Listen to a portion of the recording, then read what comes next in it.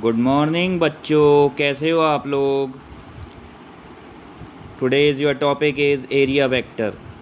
The direction of a planar area vector is specified by the normal to the plane. तो simple है बेटा, जो area vector होता है उसकी डायरेक्शन क्या होती है, ऑलवेज नॉर्मल होती है प्लेन के। ठीक है, like that D S vector is the area vector whose direction is normal to the plane in both the figures. So that जो है area vector is the outward drawn normal.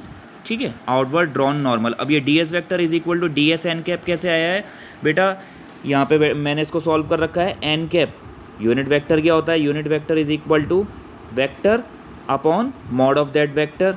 ठीक है, सो mod से इसका vector cancel out हो जाएगा। N cap is equal to D S vector upon D S. So D S vector is equal to N cap D S. Electric flux क्या होता है बेटा, किसी प्लेन से particular that area given area held inside an electric field, total number of electric field lines of force passing normally through that area. किसी एक particular area से electric field lines जो पासेज होती है, इलेक्ट्रिक फील्ड लाइंस क्या होंगी बेटा, जो मतलब जब किसी वायर में, कंडक्टिंग वायर में करंट फ्लो होगा, उसके चारों तरफ इलेक्ट्रिक फील्ड लाइंस जनरेट हो जाती है ना। और इलेक्ट्रिक फील्ड लाइंस कैसे पास होंगी, नॉर्मली पास होगी किसी एरिया से। ठीक है, सो बेटा ये फिगर में शो हो रहा है। ठीक है, ये फिगर में, बोथ फिगर में शो हो रहा है। So phi is equal to हम कह सकते हैं बेटा इलेक्ट्रिक फील्ड इनटू एरिया। कहीं अब बेटा यहाँ पे बुक में कैसे लिया है एरिया को, S surface area, curve surface area. So अगर हम स्मॉल पर्टिकुलर एक स्मॉल एरिया का फ्लक्स निकालते हैं तो डेल्टा आ जाएगा del phi E is equal to E del S. ठीक है ना, डेल्टा, डेल्टा का मतलब क्या होता है बेटा, स्मॉल।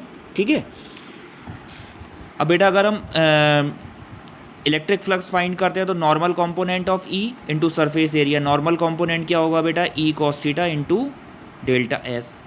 ठीक है, तो ई डेल्टा एस कॉस थीटा। और बेटा ये डॉट प्रोडक्ट की प्रॉपर्टी होती है कि सपोज दैट ये E del S cos theta आया है तो E vector dot del S vector हम इसको लिख सकते हैं, क्योंकि अगर टू वेक्टर्स का डॉट प्रोडक्ट होता है या स्केलर प्रोडक्ट होता है तो क्या होता है, mod of that vector mod of second vector cos theta. ठीक है, तो ये बेटा इसकी प्रॉपर्टी होती है किसकी, स्केलर प्रोडक्ट की या डॉट प्रोडक्ट की। तो हमने इसको किस में लिख दिया, डॉट प्रोडक्ट में। ठीक है, इलेक्ट्रिक फ्लक्स को। नाउ बेटा अब हम गॉसेस थ्योरम पे आ जाते हैं। गॉसेस थ्योरम इंपॉर्टेंट है।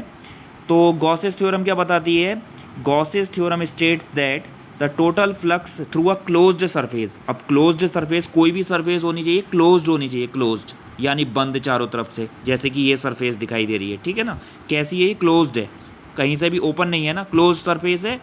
तो जो टोटल फ्लक्स होगा, फ्लक्स क्या होता है, electric flux, electric field into area. ठीक है, यानी मतलब एरिया से नॉर्मली जितनी इलेक्ट्रिक फील्ड लाइंस पासेज होती है that is called electric flux.